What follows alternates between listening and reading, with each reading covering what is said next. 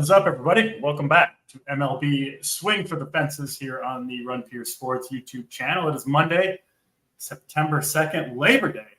Happy holiday to all you laborers out there. Appreciate it. Joined, as usual, on Monday by JT Hayes. JT, how you doing on this Monday afternoon? You take a break from your heavy labors to join us on the baseball show. Yeah, today was not a day filled with heavy labor, so so I celebrated those who have labored in the past for us so that we can have this day off, have this day to play daily fantasy sports, which is what we do almost every day. And excited. It's an interesting slate tonight. We've got DC. I was looking, last week there was a lot of people talking about, just 6 weeks left. Are all the races finished? Are all the races decided? I looked this morning and it's getting pretty tight in the wild card race. It's getting tight in some of the divisions. I think there are some divisions there are some leads that are going to be tough to overcome. But man, you look at the NL West and it's just 5 games. Just 5 games for the Los Angeles Dodgers over 2 teams that have been really hot, the Diamondbacks and the Padres. Dodgers and the Diamondbacks playing right now. And you look at that wild card in the National League in particular, of course, the Braves hanging on by a thread. You've got the Mets chasing them. The Cardinals only a couple of games back. And on the American League, don't look now, but the Tigers have won 70 games. And yeah, they got to leapfrog a couple of teams, but a couple of those teams are sliding. So I think it's going to be an interesting last month of the baseball season. And that means that there's going to be some interesting plays on any given night because you've got a bunch of teams in contention. What is that going to mean for how long pitchers go? What is that going to mean with a little different now that the rosters only expand a couple of players, but 6-game slate, so we can talk about a couple of those things tonight as well. But it's been a really fun baseball season. I think it's going to be a really, really interesting finish the last month. I mean, the truth of the matter is it's football season for most sports fans across the country, including people that play MLB DFS. And like these contests are going to start getting a little smaller as football ramps up, but you can argue, I think, that, like your average fan that's no longer paying as close attention to baseball. I mean, I was on the show with Mangone the other day. He's like, we've got, the baseball season winding down. I was like, no, that's not what's happening. Like, this is like if you put football aside, the baseball season is heating up. We're getting the pennant races down the stretch. This is actually when the games sort of start to matter in this long, grueling baseball season. So I totally get the sentiment, and frankly, I'm guilty of it a little bit myself. I don't even watch as much baseball in September as I do in April. It's really not close for me. Part of that is because now you have a season's worth of data on a lot of players, right? Where early on, so much has changed from the offseason. But, we do see rookies getting called up, and the baseball landscape is still constantly changing. So again, like I said, I absolutely at times been guilty of this myself, where you kind of think at this point of the season you know everything and you don't need to do a deep dive into players. But as soon as you do that deep dive into a player that you're curious about, you kind of realize that there is still a lot to learn and a lot to follow in the baseball season, both in the playoff races and team-wide, as you mentioned, but individual players as well. So it's important to stay dialed in. We certainly will do our best to do that here, on this show, even as obviously, we're both very much looking forward to football season, but doesn't mean that not plenty of money to be won in the baseball season. Like you said, it's been a good one, but plenty of time to go to hopefully win some more GPPs. So we're here, we're grinding. We appreciate you guys joining us for this slate. We do have 6 games on the slate, so a little bit of time to go off on tangents if they do come up. But with that, let's get into this slate. I do think it's a pretty interesting one. We'll start in San Diego, playing a rare time of game for San Diego, right? I think 6:40 Eastern time. I can't really remember them ever being playing. It's just weird to see them play at home at this time. This is normally like the Reds and some of those East Coast teams that you get those games off the slate, but they're on it today. It is just 6 games. So DraftKings did include the 2 early games, Detroit, San Diego. Like I said, obviously the first one we'll talk about here. 7.5 total in this one. Padres big favorite, sitting at -225. Going to have Joe Musgrove on the hill. He's made he's made 4 starts since coming off the IL, but just the last one really got ramped up to 94 pitches. Didn't have a great game result-wise, but he was coming off a dominant performance against the Mets. And digging in a little bit to Musgrove, JT, he kind of looks like he's healthy right now to me, looking at the velocities. And, I know they're letting him go, and he's been hurt all season, but he is a very good pitcher when he is healthy and on his game. And I kind of think he might be right now. So I think justifiably going to be a popular choice tonight. He's a big favorite, all that. And then I talked about Ty Madden yesterday. I think he was scheduled to be the long reliever for the Tigers, but didn't pitch. It looks like he's just going to make the outright start today. I mean, the Tigers have done this a lot, right? We've seen it with Kenta Maeda. Every day. Yeah. Every single day. Yeah. So be careful rostering a Tiger who's quote unquote scheduled to get into the game second. It might not happen, but it does look like today it should be, I think, Ty Madden, although now they're saying Holton is starting, I guess. Yeah. Anyway, not playing the Tigers pitchers. I do like this Padres stack. A little disappointed Cronenworth and Profar not in the lineup. They did, however, get Fernando Tatis back in there. I think the Padres could do some damage. This park will play better than it normally does, right? With the earlier start time, I think is somewhat significant. And then I like Musgrove's chances of having a pretty good game here. What are you doing, JT, with Detroit and San Diego? Yeah, so obviously I just talked about the Tigers being, at 70 wins and a team. Yeah, they have a shot. I don't think they're going to make it this season. One of the things you talked about, AJ Hinch and what he's doing with his pitchers, which is not announcing who's starting. So there's a ton of guys. It's kind of surprising that MLB is allowing. They shouldn't, but I don't blame. I mean, well, but this is when everyone. There was news about 10 days ago that the league and the Players Association were talking about a mandatory. I kind of like it. I know that's like a boomer take, but I kind of like the idea a little. Well, this is why. This is exactly why. It's Detroit, AJ Hinch, it's Tampa Bay. It's there are other teams that have done this.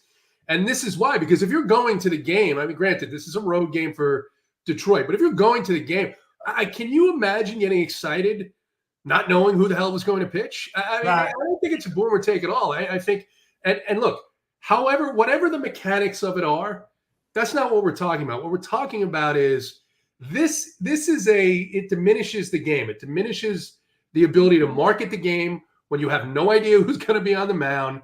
Yeah. But all those things aside, they get Tatis back. The Padres do. I, like you, dug into Joe Musgrove today. He might be the best pitcher on this slate, points per dollar. Yes, the Tigers have been better. They've got some power. They've got some exciting young players. Now that they've dispatched Javi Baez, thank you, Javi, stay at home for the rest of the season. But they're going on the road. Musgrove, like you mentioned, a dominant performance against the Mets, comes back, and not as dominant a performance, certainly his next time out, but he is at home. I think the Padres are going to hit the ball. You talked about Madden potentially being the guy coming in. Kenta Maeda is also on 4 days rest here. You could get Kenta Maeda out of the Tigers bullpen, which would be very exciting. I think you would be even more interested in a Tigers stack against Maeda than you are against Madden, but I don't think it matters here, right? I think the only I'll take either one. Get either of those guys in there, and I like that. I like those Padres chances. Yeah, the only thing you may take a look at is you mentioned Cronenworth and Profar out. Is there going to be some pinch hit risk here depending on who comes in, right? When you're talking about Holton and who are they going to go to? So I'm definitely going to take a look at that if we get an announced starter. But to finish up on this, I love Musgrove here. I really like a Padres stack. The Tigers, for me, are probably multi-entering this slate tonight. I'll probably set their stack at 1 or 2%. If a lineup falls in there, fine. Otherwise, I'm not really interested in them tonight. The Padres bullpen is pretty fresh. Yeah, you never know. But Tigers, if they're the winner tonight, I probably won't be. So yeah, I'm not going to be on the Tigers either. But yeah, Musgrove and even. Do we know why Cronenworth and Profar are both out? It's a little strange. It is. So you mentioned it's a time of day, right? Monday, weird time. They just come home. I think they were in Tampa Bay this weekend. It's a military town, DC. They probably, I know they do this a couple of times a year where they have the military in town. There's a huge Navy presence. They have them come in uniform. I'm sure they're going to be wearing their military uniforms. The Padres have this camo uniform thing that they do on special days. This is probably all related to the time of game. I don't think it matters much on the field, but I think it's related to time of game. Remember, they are coming East Coast to West. Yeah, seems like a good spot for the Padres. So glad to hear you're on board with Musgrove and those Padres bats. They are one of my favorite stacks today. I think you mentioned pinch hit risk. I think the first 6 Arise, Tatis. I guess Solano is probably a pinch hit risk. Solano is, yeah. But yeah, Machado, Bogarts, Merrill, I think are all safe. Yeah. My clear top 4 is Arise, Tatis, Machado, and Merrill. If you are picking off a 4-man stack, I think those, not that they'll necessarily end up as the 4 best, but before the game starts, I think those 4 are, at least for me, pretty clearly the targets there. Let's get to the next game on the slate. The other one that does start before the typical lock time, 6:50 Eastern time for Minnesota Tampa Bay time zones. JT, they're tough. There you go. Minnesota Twins, Tampa Bay Rays, pretty much a toss-up in the betting market. 8 total. This one in the Dome in Tampa. Zach Littell going for the Rays. He's had a solid season, about like maybe you would have expected for a Zach Littell. Not a huge DFS, smash play all that often, but typically does enough to hold down opposing offenses. That's kind of how I'm viewing this matchup with the Twins. Not expecting Littell to crush, but not necessarily super high on these Twins bats either. And then Simeon, Woods, Richardson going for the Twins. I think you could say, kind of the same things about his performance as Littell. He's been pretty good. Again, not a lot of huge games, but mostly, not killing your lineup either. 6,500. It does feel a little cheap to me against the Rays, in a good place to pitch. It's a smaller slate, not that many great pitching options. I kind of get the sense that you're not the biggest fan of Simeon Woods Richardson, but me neither, frankly, but I do think he's a pretty good play on this particular slate. More interested in him than Littell, but 7,600 for Littell, I do think keeps him at least in the mix. Looks like he's going to be really, really low owned, which I find a little bit curious, given, he's been fine, and I think it's an okay matchup. So I'm more interested in the pitching in this one, JT, but what are you doing with Twins and Rays? Littell coming off the 15-day IL. He spent a few more days on that than normal. With rosters expanded, they brought him back. I don't think I'm going to play these Tampa Bay pitchers from now until the end of the season. I don't think that off the IL, you're right. I'm not going to play Littell.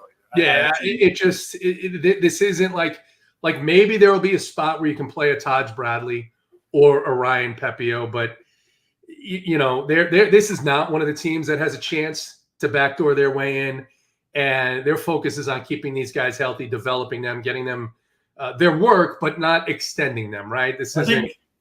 I think. Sorry to cut you off. I think there will be shenanigans pulled with the Rays pitching like a lot in these last 30 days or whatever. Right? It's just going to happen. I'm not saying it'll happen tonight, but it is going to happen with this team. Yeah. So for that reason, I'm off Zach Littell. He's going to be X'd out of the pool. Woods Richardson, I'm close to doing the same thing with. I think he's an okay pitcher. He does not have a leash. If he gets into trouble, he's going to be exiting the game. He has been a little bit lucky his last 3 starts, a 175 average on balls in play, a little bit lower earn run average than all of the other indicators. However, DC, it's such a good matchup that at 6,500, I think you find yourself thinking, well, maybe he could get 5 innings and get through that clean. And I think maybe he can. There are some other plays in this range that I think I like a little better.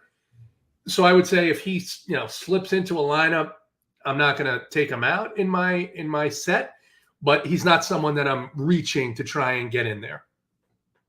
I think that's fair. Just in this park where, it's tough to hit home runs, frankly, in Tampa Bay. And that's been his biggest problem. He's given up 14 home runs on the year, but this part combined with, I don't know, this Rays lineup, like not really a lot of punch overall here to do a lot of damage with the long ball. It's not like he's got to pitch in some sweltering heat. So I do think he can be okay here. He feels relatively safe to me at 6,500 on a 6-game slate against Tampa in the park. So I think it'd be fine. And, I think being just solid at starting pitcher tonight probably will be enough to kind of keep you in the mix, right? As long as your starting pitcher doesn't get crushed. I don't think there's going to be that many huge scores out of pitching. So for that reason, I do like the discount there with Woods Richardson. Looks like he'll be around 15% owned. I think that's fair. Playing my normal 5 lineups, I will have Woods Richardson on at least one of them, maybe 2. So that's where I stand. Any favorite bats in this game, JT, that you're going to? I'm not playing much. I don't mind Minnesota minis. I think Minnesota's a pretty damn good hitting team. You're going to get Littell, but then behind Littell, that bullpen is not the Rays bullpen that we think of in years past. So sure. I'm fine with a little bit of Minnesota. I don't want a lot. And just on my first run, without any adjustments for pitching, I got about 12% Simeon, Woods Richardson. But I'm going to have to take some guys out. It's giving me some Littell. I'm going to take him out. It's giving me some Madden. He is going to go out the door, obviously. So that's kind of, I don't think I even want that much, but I think he's fine. All right. Let's get to Seattle and Oakland up next. This one in Oakland, 7.5 total. It's a weird start time here with the holiday too, but this will start at the normal lock time at least, but a weird start time for Oakland. Osvaldo Bido pitching for Oakland. He must have been like off of main slates or something. I feel like, I don't know. I do the show most days and I can't really remember talking about Osvaldo Bido very much, which is curious because he's pitched pretty well. He's been a bright spot for the A's over the last month or so. Looks fairly legitimate to me. I don't think he is a budding ace or anything like that, but he does seem to be, a big league caliber arm as far as I can tell, looking at the results, obviously, but the underlying metrics and pitch and the stuff and all that, everything you can dig into. He looks solid. I think he's fairly priced here, honestly, at 8,600. Obviously, the Mariners are a team that we do like to pick on, and it's a good place to pitch in Oakland. Again, maybe not quite as good with the earlier start time, but I like Bido here, and I guess bearing the lead somewhat because the chalkiest pitcher of the day will be Logan Gilbert for the Mariners, who is putting together a very, very nice season, throws a ton of strikes, obviously gets a matchup against the A's, who are still playing hard, but still, a lot of strikeouts to be had in that lineup. I think Gilbert, at least in my eyes, rightfully the highest owned pitcher, rightfully the highest priced pitcher. He is the pitcher I would take if I had to, who's going to score the most fantasy points. Gilbert would be my bet. But you are paying for him. He will be popular. So I can see the argument against him if you want to make it.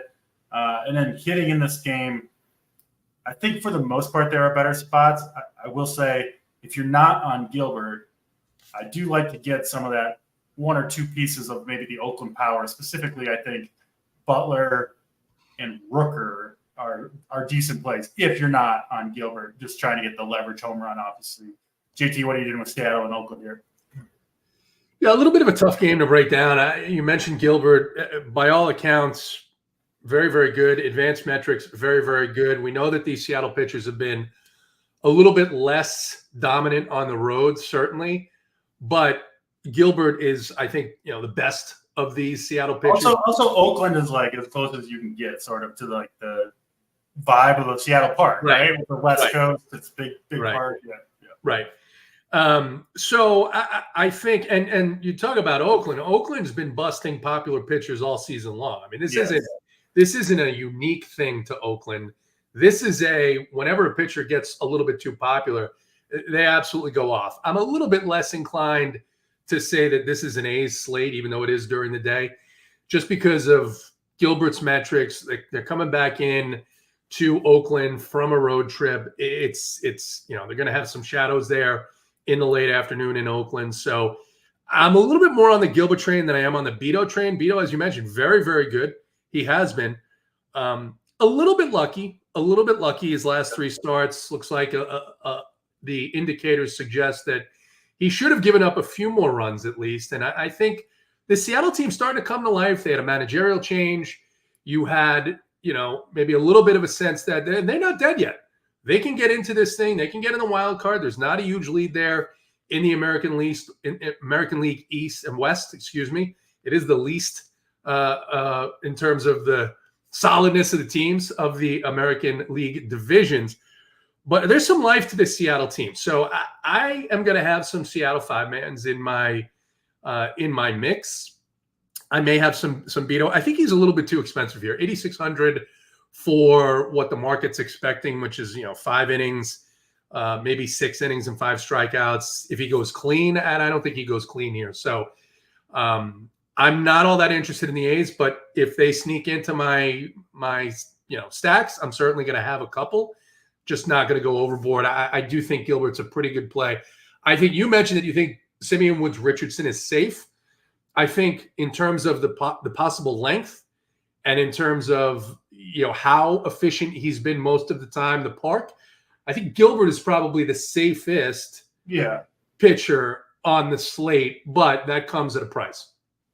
Yeah, no, for sure. I think Gilbert's safer than Woods Richardson. Just the $3K extra obviously goes a long way. We did address this, Steven. Concerns about Seattle starting pitchers on the road. I mean, I mention it all the time. Whether or not they're pitching at home on the road, it deserves mentioning because they had the biggest split of any pitching staff in baseball, home versus road. But like I said, I care more about the Seattle. I don't like Seattle pitchers in Yankee Stadium or Philadelphia, right? Or those small East Coast stadiums when they're still on the West Coast and still good pitchers parks. San Francisco and Oakland and Seattle, it's all right at sea level. I have much less concern there. That should be something interesting to look into. I bet that these West Coast pitchers who generally perform better at home, I bet they're also better in the other West Coast big sea-level ballparks. So it would certainly make sense to me. It does seem to be that way, at least anecdotally. So I'm with you on Gilbert. I think he's an excellent play. You have a problem with the ownership, 40, 50%? I mean, it seems fair, doesn't it? Like, that's the biggest concern, right? Is like I said, when this team, it's just sort of like a game theory thing. It's you get a pitcher that's highly owned. We've seen this all weekend long, quite frankly. I mean, a lot of these guys, Dylan Cease yesterday against the Rays, not very good. I don't know that he should be that highly owned, so I'm not going to be 50% give. I'm probably going to invert his and Musgrove's ownership and be much higher on Musgrove. I don't mind that. So that's, I think, the route that I'm going right now. And like I said, there's a couple of other guys here that I'm a little bit more interested in. Again, I wouldn't call those guys safe, but based on the way they've been pitching and some other things, I like a little bit more. So I'll definitely have Gilbert. I don't think I'll be at the 50% that I got on my first run. Yeah, I will. I haven't built my lineups yet. We don't even have all the lineups, frankly, but right. I will probably end up with 2 or 3 shares of Gilbert on my 5 team. So, right at or potentially a little bit over the field, which I'm fine with Logan Gilbert on the slate. Next game up, we go to. It's weird talking about the West Coast games before the East Coast games, but San Diego and Boston and the New York Mets in New York, 70 degrees, and it looks like very strong winds blowing in from center field to the point where, I would probably be on the bats, maybe on both sides in this game, but 20-mile-per-hour winds in from center field is enough to discourage me, frankly, on offenses. Not that, you can get it done other ways in home runs, but nothing worse than watching your player crush a ball to center field and, that's a home run swing, and no, it's not. Dives 10 feet short of the track. It feels like that type of wind in New York today. to me, or at least looking at the forecast. Anyway, Luis Severino, Brian Bayo, two right-handers going here. Both of them, pretty standard. Want to attack them with lefties if you can. Severino gives up a lot of power. Again, I think that should be somewhat mitigated in this weather, and also run on him. So it does, again, if you just switch the direction of the wind, I would be all over the Red Sox here. So maybe I'm overrating that a little bit, but I'm a little gun shy on these offenses. I still don't, however, have a ton of interest in these pitchers on this slate. Looks like Severino should get a decent amount of ownership. Bayo too, both those guys maybe between, 10 and 20% owned, something like that. Curious what you're doing with this one, JT, Boston and the New York Mets. Yeah. So as far as the pitching goes, Bayo, however you say his name, Brian Bayo, pitched the most innings in his career, best game in his career last time out against Toronto. Looked very, very good. He's looked good. He's looked like a pitcher who's maturing and improving. I think this is a little bit different matchup than what the Jays at least gave him in that game. So Bayo is not a guy that I'm high on here. Yeah, I do have some interest in Severino. Severino has turned his season around, maybe turned his career around with this signing with the Mets. I mean, the Mets front office, you got to give him credit here with these two signings, Severino and Minaya, who have looked like completely different pitchers than they have the last couple of years. So at 6,800, I'm on board with Severino. He's been going deep into games. I think there is some swing and miss here in this Boston offense. Dangerous offense, no doubt. But I'm more on board with Severino than I am with Bayo. And I like the Mets a little bit here. Just one game out, huge last night with the Braves dropping 3 of 4 in Philadelphia. And the Mets are knocking on the door here to be in position. Again, they're not alone. There's some other teams, but this is a team that all season long has kind of gotten up when they've gotten closer. They've gotten up for these types of games, and would not be surprised if the Mets put up some runs tonight. So I'll be on the Mets despite the weather here, and I like Severino. The Red Sox, I'll probably keep them whatever the field is at. I'll be right around there. Now the Mets bullpen is a problem for the Mets, not a problem for the Red Sox. So, but Severino's gone deep into some games. And if he can go deep here, I think it's a good opportunity for the Mets to pick up another game. Yeah. It sounds like you like Severino better than Woods Richardson. They're essentially the same price and the same ownership per saber. So that is an important 1v1. Yeah. You Severino over Woods Richardson? It sounds like maybe you are. I think I would, just because of the potential length here, right? We have seen the Mets coaches, the manager there, all season long, not want to go into that bullpen, right? They leave Jose Quintana out there when he's in trouble, and if Severino can pitch well, he can go 7 innings here.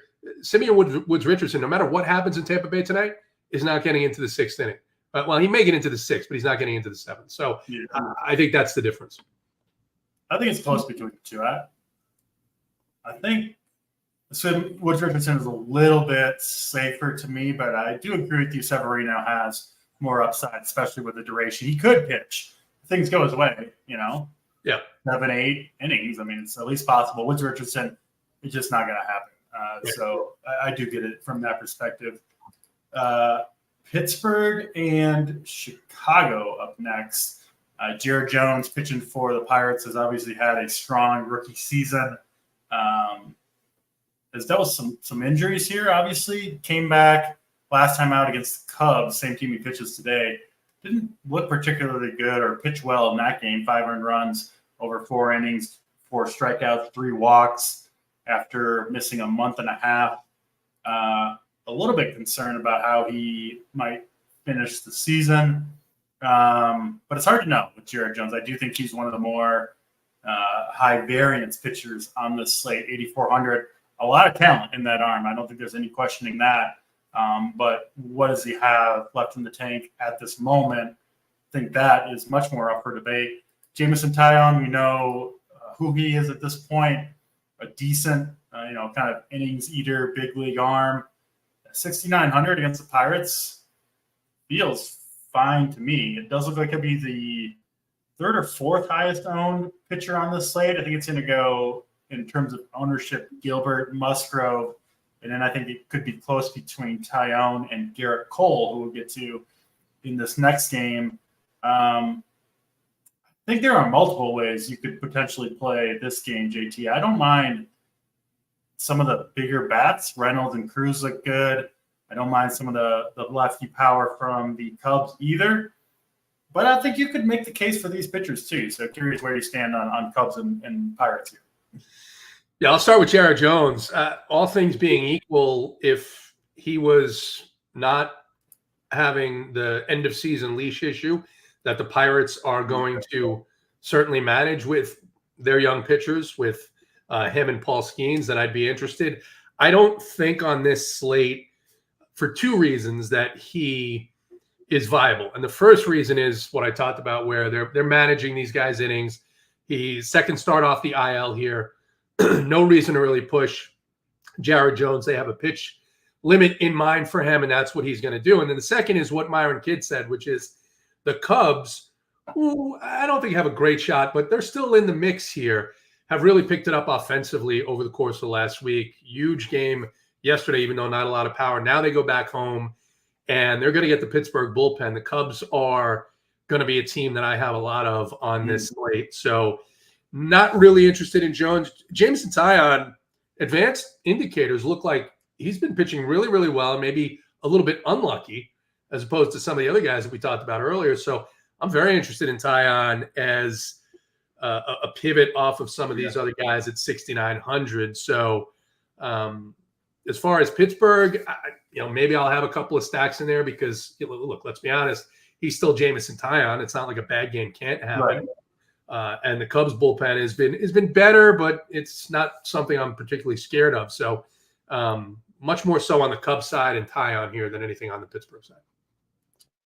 That makes sense to me. I like Taillon a little bit too. I do think, lefties with power and speed you can run on Taillon.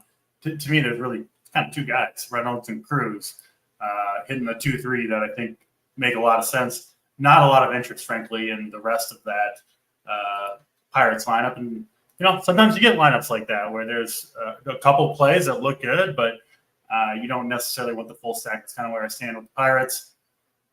And I like the Cubs call. I was kind of warming up to them as the day has gone on, but you might have kind of tipped the scales for me in their favor. Pete Crow Armstrong looks like he's potentially figured out how to hit. Obviously, a fantastic defender, a youngster, and sometimes it takes. I mean, it's kind of crazy to expect him to hit the ground running, as a young rookie, but he's been a lot better over the last couple of months, and looks like a really, really good player to me. I think he's a kind of a buy low candidate here as we sit here. Even hitting eighth with 3,300, he'll go overlooked. Like that play quite a bit. He'll have, I would assume, almost no ownership at all. Last game on the slate, New York Yankees and Texas Rangers. We've got Garrett Cole on the hill for the Yankees. He's pitched decently well. Has been a little bit better recently.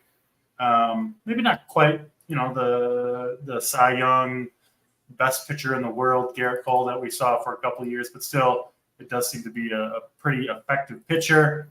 I haven't played him much, frankly, this year, and that's been fine. And then Jack Leiter going for the Rangers, coming off a disappointing start against the White Sox. I certainly played a lot of Jack Leiter in that one. Would do so again, certainly in the same spot. This is not the same spot against the New York Yankees. He is at home. They did say, you can look right there on the DraftKings player blurb, that he's proven himself in AAA. They're going to let him start the rest of the season. Give him a go, see what you got at the big league level. And despite the rough outing, or that wasn't that bad. 8.2 fantasy points, whatever, over 4 innings against the White Sox. Obviously, with the matchup disappointing, it struggled with his command at times. I don't know if you watched that game, JT. The stuff for Leiter it popped off the screen for me when I was watching him in those first couple innings. So I kind of think, he obviously sucked those first 3 games back in April and May. He gets the call back up. People are like, oh, maybe he's got it now. The result isn't good against the White Sox. And I think it's easy to just write him off right off the bat, because now we've seen him for 4 starts in the sample size, and the results still look bad over even a little bit bigger sample size. But I guess a long-winded way of saying I don't think there's a lot of talent in this arm. And Sabres kind of at 0.2% owned, JT. 0.2. He's pitching at home in the Dome in Texas. I know they've got Juan Soto and Aaron Judge. I'm hopping back on the Jack Leiter train. I might be alone, but I'm getting back on board tonight. I'm excited to watch this rookie throw some gas past Aaron Judge and Juan Soto. Bring it, big boys. Let's go, Jack Leiter. I'm on board. No. I'm not sure what to say to that. What I would say, when I started with 0.2%, I'm like, well, I guess there's a 1 in. I'm not that good at math. What does that mean? Like 500 chance that you're joining me, something like that. So here's what I'll say. The Rangers are doing what they should do right now, which is develop this kid. I'm not sure.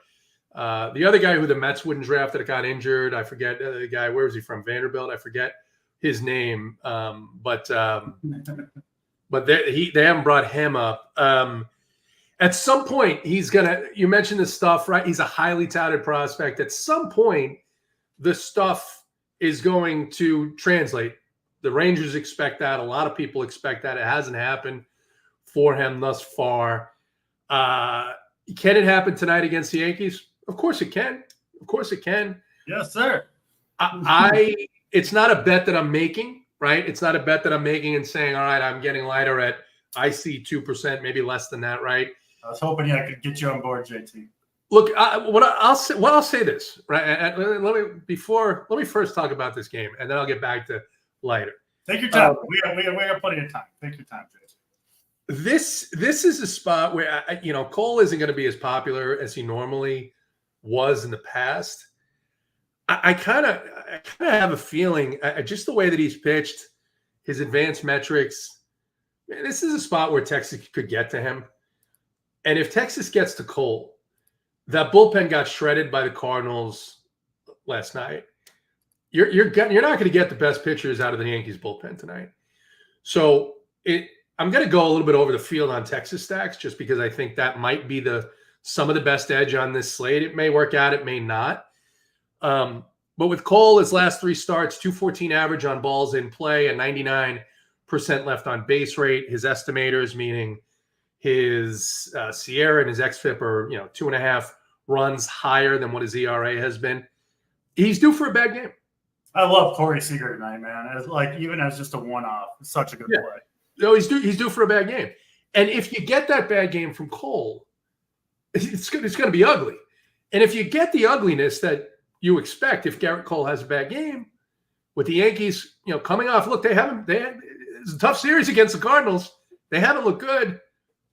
For me, the Yankees are going to be popular as stacks. Same thing I felt about the Orioles on today's short slate during the day. I don't know how you could pay these prices for these guys. And I don't know how you could pay 5-man prices for the Yankees tonight. You can run 2-man, sure. I think one interesting way to play this game is if the Yankees continue to slump. Texas scored. Jack Leiter is the way to play it. Texas scored 7-8 runs, and maybe you get 15 and a win from Leiter.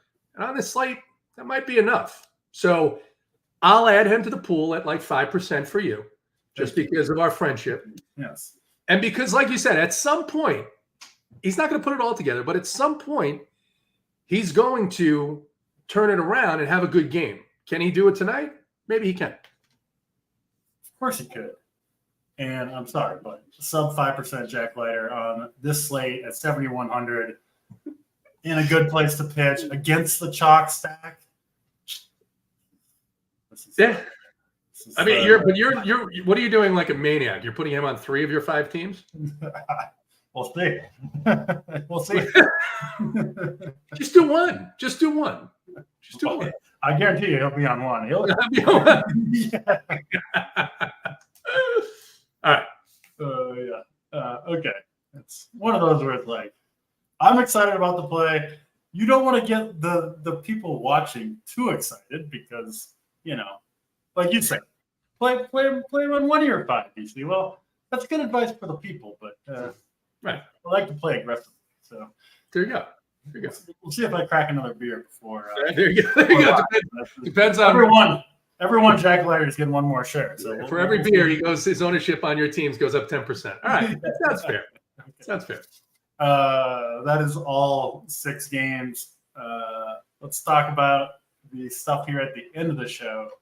Favorite stack and favorite contrarian stack, JT. I think it's a tough slate, DC. What do you think overall? I think it's definitely. I don't think it's a slate where there's a clear winner, right? I don't see it. I can't see it. I'm sure there's going to be, like the Yankees are popular, things like that. So for that reason, I'm going to go with the teams that have been hot. This is what I kind of try to do when I don't love any particular team. There's no team that sticks out, so I'm going to go with the Cubs. I think the Cubs are a good place tonight. Jordan, you got it right. Yeah, you're reserving up for context with the later. Jordan Fox is in there. Jordan Fox. By the way, JP84 in here. If you haven't been in Discord today, Steve, our friend Steve Boynton, he dropped one of the best pictures I've ever seen in my life. I'm not sure why he put it in the Discord, but that is going to yield like so much pleasure for us over the next month and more. And JP, I'll just tease it. JP has already sent me a couple of things that I can't wait to break out. I'm going to wait for the right opportunity, but I want to thank JP there for what he's been doing today because it's fantastic. Yes, Boynton and the Penguin is going to be right. That's good content for the next however long. Could be years, frankly. It could be. It could be. But Jordan, I did want to say, Jordan, this is the way to do it. You don't change your existing team that you've already built that you like to get Jack Leiter and to switch everything around. You build a new team with Jack Leiter. That's how you do it, Jordan Fox. So, when your other team wins, you won't remember the Jack Leiter -7. You'll forget all about that. My favorite stack. Did you just mention the one, JT? I think you just mentioned one stack. What did I say? The what? Well, yeah, we do favorite stack, favorite contrarian stack. Who did you say is your favorite stack? The Cubs. I like the Padres. Padres is my favorite stack. A little bit annoyed. Profar and Cronenworth aren't in there, but they did get Tatis back. I do like listen, I will not be surprised at all if the Yankees get there. No. It's not really the point of the play, honestly. But yeah, you probably know that. Anyway, most important pitcher. Well, I guess I'll go first. Oh, Jesus. Going down, Jack Leiter. Now give the people some sanity, JT.